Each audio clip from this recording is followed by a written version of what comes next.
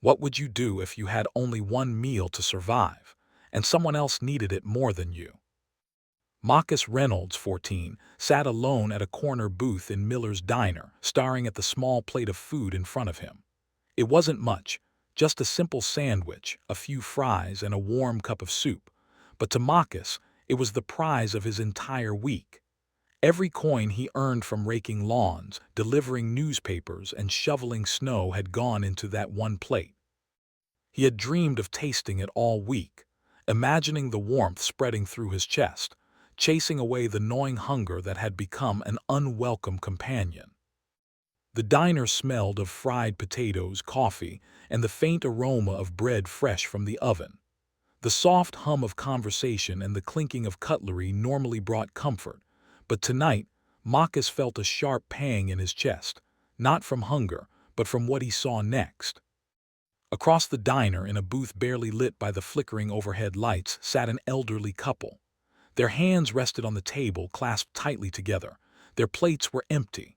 Their eyes, hollow yet dignified, scanned the room as if begging silently for help. The man's suit was threadbare, the woman's cardigan worn thin at the elbows. They were alone, forgotten by the world, or so it seemed. Marcus' stomach growled, a sharp, urgent reminder of his own hunger. He picked up his fork, hesitated, and looked at them again. Something stirred deep inside him, a whisper, a memory of the words his father had once told him before passing away. Real strength isn't what you keep, Marcus. It's what you give. He knew in that moment what he had to do. Without a word, Marcus slid his plate across the table toward the elderly couple. The scrape of the plate against the wooden table was the loudest sound in the diner, yet it carried more weight than a shout. The old man's lips trembled as he whispered, "Thank you." Tears welled in the woman's eyes, spilling silently down her wrinkled cheeks. Marcus nodded faintly, forcing a smile he barely felt. His stomach twisted painfully, hunger gnawing at his insides like a relentless storm, but he didn't flinch. He simply stood, pulled his thin coat tighter around him, and stepped out into the icy night. A life of quiet struggle. Marcus lived with his mother, Evelyn Reynolds, in a small, peeling house at the edge of town. The kind of place where the ceiling had its own leaks, and the radiator groaned like an old dog waking from a nap. Evelyn worked double shifts at the local textile mill, returning home exhausted, her hands cracked from constant labor. Bills stacked like mountains on the kitchen counter, and the cupboards were nearly bare. Marcus had grown up faster than most kids his age. The death of his father 5 years earlier had left him with a hollow space in his chest, a space he tried to fill with responsibility. He managed the small household chores, worked after school, and always tried to shield his mother from worry, even when he himself went to bed hungry. That night walking home, his stomach ached, but his heart felt strangely full. Snowflakes danced along the streetlights, melting the moment they touched his skin. He whispered softly, "Real strength is what you give away." The words were cold but comforting, like a flickering candle in the dark. The unexpected knock. The next morning, just as the first rays of sunlight painted the sky with pink and gold, a knock rattled the front door. Evelyn, barely awake, went to answer it. Standing there was a tall man in a sharp navy coat, his presence commanding yet calm. Behind him, Marcus recognized the elderly couple from the diner, the ones who had shared his plate. The man's eyes met Marcus with steady intensity. His voice was firm but kind. "Marcus Reynolds, yesterday you did something extraordinary. You gave away your only meal to help strangers without asking for anything in return. That tells me more about your heart than words ever could." He reached into his coat and pulled out an envelope, heavy with papers. Marcus froze. The envelope contained a fully funded scholarship to the state's top university, and a trust fund set up to support his family for years to come. Evelyn gasped, hands flying to her mouth. Tears streamed down her face. She looked at her son, her pride shining through exhaustion and years of struggle. Marcus wanted to speak, but the words caught in his throat.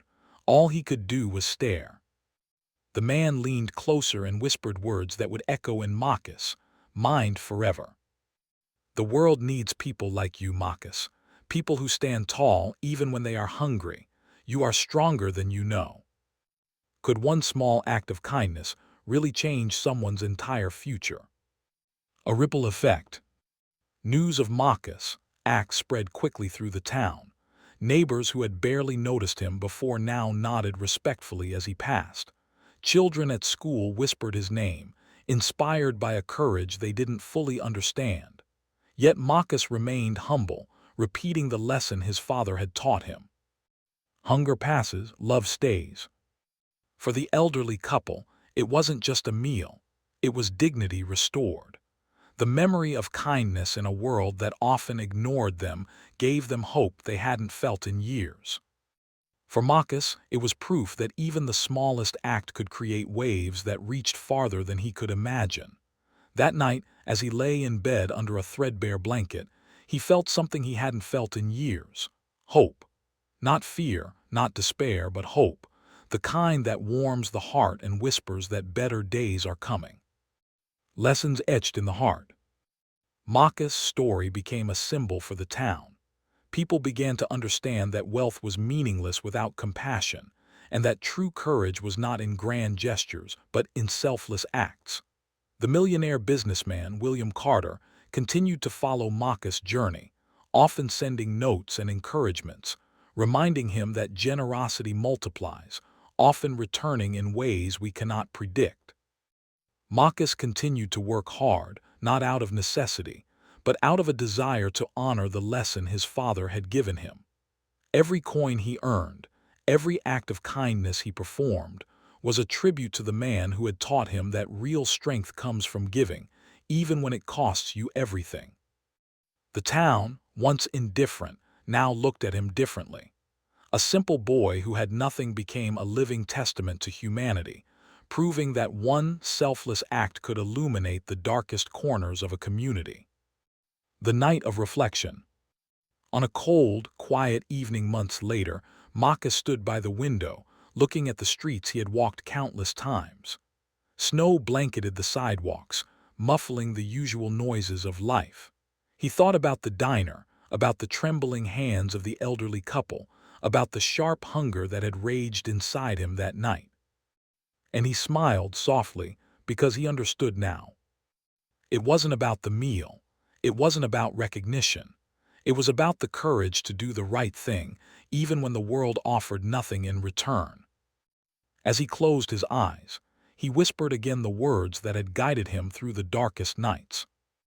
Real strength is never about what you keep. It is about what you give away, even when it costs you everything.